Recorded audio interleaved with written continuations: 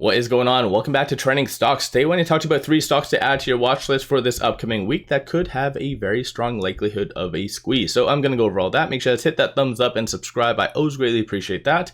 And with that, let's get right to it. So when it comes down to the 3 stocks, 2 of them are very much going to be reliant on data points coming out.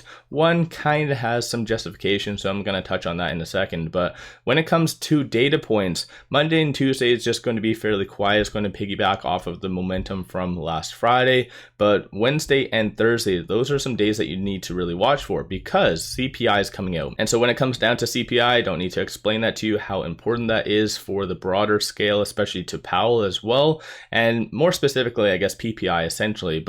And so on Thursday, there's PPI, there's also initial jobless claims, and also retail sales. So a lot of very much consumer linked data, and that is where potentially a very positive could give justification for the 2 other stocks.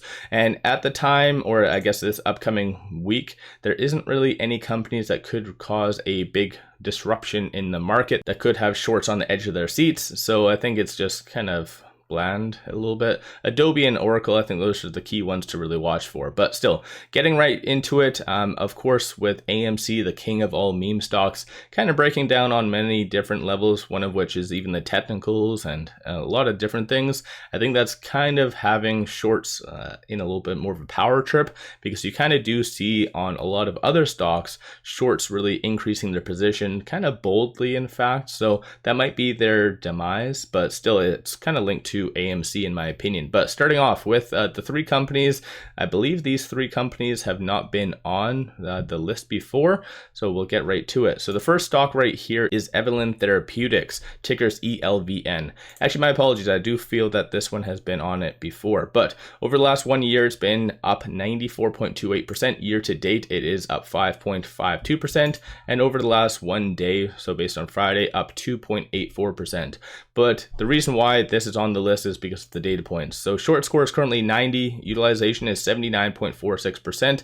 Looking as far as right here, the percentage free float on loan is 33.97, and just the estimated short interest is 43. So clearly there is a lot of naked shorting, and as you can tell based on this, there's a lot of failure to delivers. So yeah, there is a lot of naked shorting that potentially could happen. So if there's some good data coming out, this stock is one to watch for. Based on Friday, they did go up, or shorts increased 358,000 shares, 46.23% of the free float being shorted, and then 5.75 million shares overall are being shorted. Cost to borrow average is 11.58, so kind of low in that regard.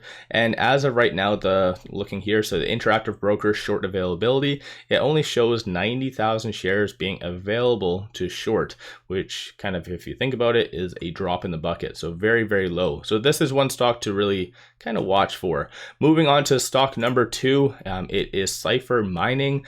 Ticker is CIFR. I've never seen this one before, so just kind of take that with a grain of salt. And also on a side note, if you are looking for a lot of good compiled information, such as recent press releases, SEC filings, transcripts, everything under the sun, take a look at Seeking Alpha. I do have a 7-day free trial for you guys to have Seeking Alpha Premium, so it has a lot of good information. But getting right to it, so CIFR Mining, based on 1 year, is up 91.72%. The year to date, up 370.53%, and over the last 1 day, based on Friday, negative 0.66%. But once again, it's the data point. So short score is currently 93, utilization is 94.9%. Percentage free float on loan is 37.71. The short interest is showing as 27.14. Of course, with the alterations from Friday, it does show 27.03%, but 11.88 million shares overall are being shorted. And based on Friday, shorts did return 49,000 shares. And the way I interpret that, the fact that they did return some shares, and as well, it was red for Friday, that kind of shows that they feel like it's an overreaction in that it could potentially trend up higher. And only 3,000 shares right now is available if shorts did want to increase. So basically zero, essentially. 3,000 is absolutely nothing. And cost to borrow average is 39.76%.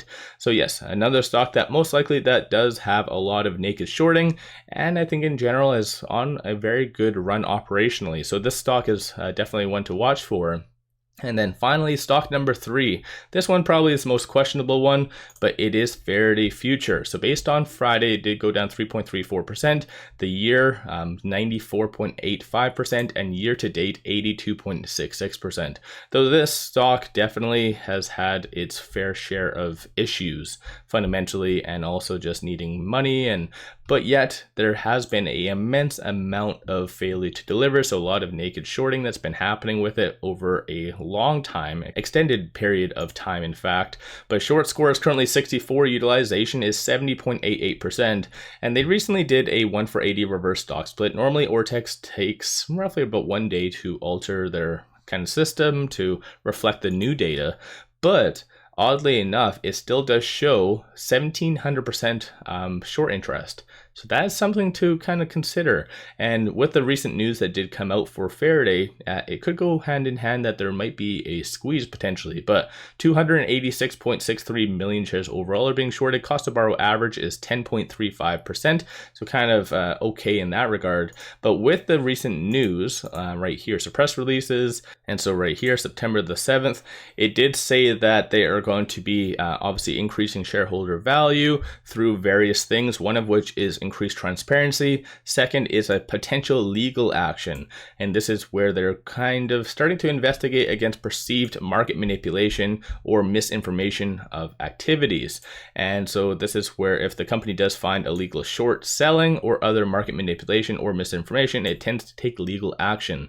So this in among itself could be something fairly positive for Faraday. And like I said, with some positive data in combination with this, and most likely an update, I do feel that that could give it good justification to squeeze a little bit. As far as how high, I'm not really sure, because I know the operation isn't necessarily running, like I said, as smooth as they probably assumed. So you kind of have a little bit more of an imbalance, but with this showing very potentially accurate at 1700%, that definitely is very, very interesting. And you never know, I'm sure this is just showing maybe with naked shorting as well. I don't know, that's a little bit more speculation, but keep in mind, I'm not a financial advisor. You guys always do your own due diligence.